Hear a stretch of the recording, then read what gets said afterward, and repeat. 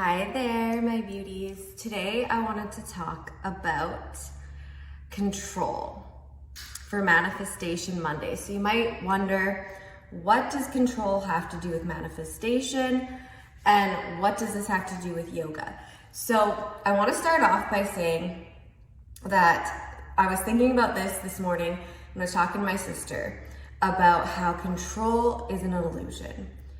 On the one hand, we have control of nothing in life. But on the other hand, we have the control of everything. Very conflicting ideas, I know.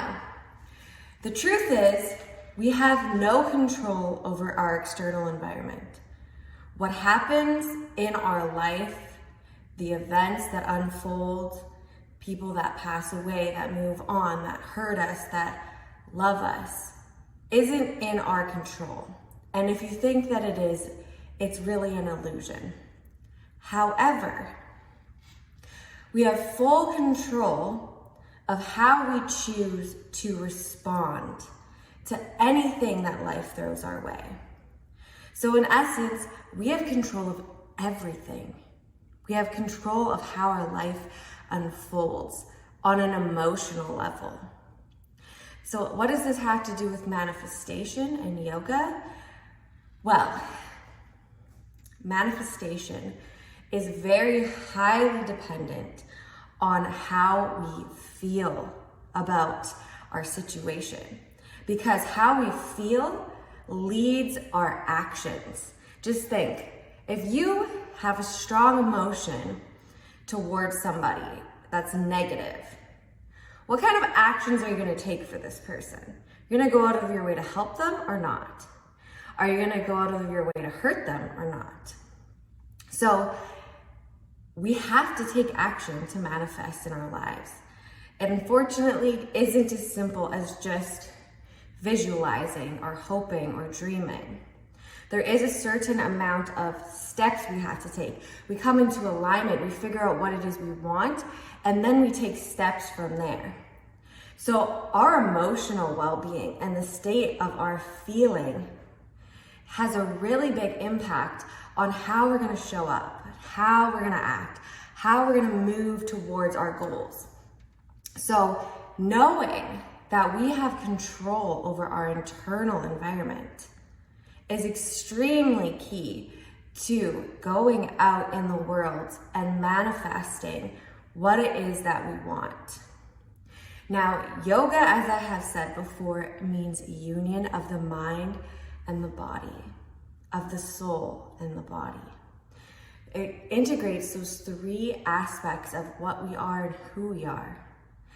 And part of that, the first limb of yoga and the second, are entirely to do with dispelling mental clutter and creating new beliefs. The asana is, I think, the fourth or fifth limb of yoga. So the first two are completely about our mind state, how we react to the world around us, how we react to other people, to circumstances, to our life. And often how we react to our life has to do with how we believe about things. If you have a belief that somebody is rude if they say XYZ, and someone says XYZ to you, then that belief will trigger you to think this person is being rude to you. So in essence, we can change that belief, and then we have control over how we're going to respond, how we're going to react. I used to think that everybody was out to get me, that my family was so mean, that it was so hard done by. I victimized myself constantly. And as a result, I didn't have the power, or so I believed, to make changes in my life, to do anything. I just thought, life's happening to me. I have no control. This is just the way it is. When I was able to start changing those beliefs and start recognizing how I was feeling in a given situation and how I was able to change that, I was dramatically able to shift my relationships with people, go after things I was too scared to go after, and the actions that I do every day towards my goals are much different now. As you can see, I'm on here. Sometimes I come on live, sometimes I come on video. I post on multiple different social media accounts. I didn't even have social media before. I just had Facebook, and I rarely ever posted on there, and it was just to like a few family and friends. The idea of me being in the public eye was absolutely ludicrous. I was terrified. I thought, who would listen to me? Who would even want to know about me? I'm a loser. When I started to shift my mindset around that and my beliefs, then I was able to take the actions that it would take for me to build my brand, to build my business. And I never could have done that had I not realized that I do have control over one thing. I have the control over my emotions, over the way I'm going to respond to a situation. Now, I'll give you one more example. Right now, there's a lot going on in my external environment that I was allowing myself to feel victim to. The way management in this company runs things, the things that are happening in our company. My husband's company too. It's a chicken industry that we work for. Now I could feel helpless, I can feel mad, I can blame other people, but I realized that I can choose how I'm going to respond to this. I'm not victim. And we have chosen, and we're going to take action that is empowering to us based on what other people are doing.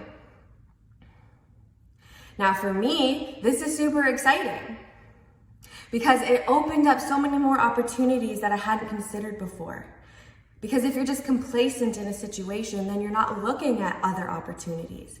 Now, that little bit of friction that was caused by me not liking the circumstances allowed me to step back and think about different opportunities, different directions I can go. And now I'm super excited about all the options that I have. So I want you to do one thing. I want you to think today about a place you feel stuck in your life right now, whether it's in a job, a relationship, a conflict with someone else. Maybe it's a certain person that makes you feel a certain way. And I want you to rewrite the script. I want you to think, how can I choose to show up differently? How can I choose to respond to this situation differently that is in my highest and greatest good? What do I have control over that I have not realized up until this point? So that's your homework for today, you guys. And I'm telling you, this has a huge impact on your mind-body connection. It has a huge impact on your manifestation skills and your overall health and well-being. So that's all I have for you today. I love you guys. Bye.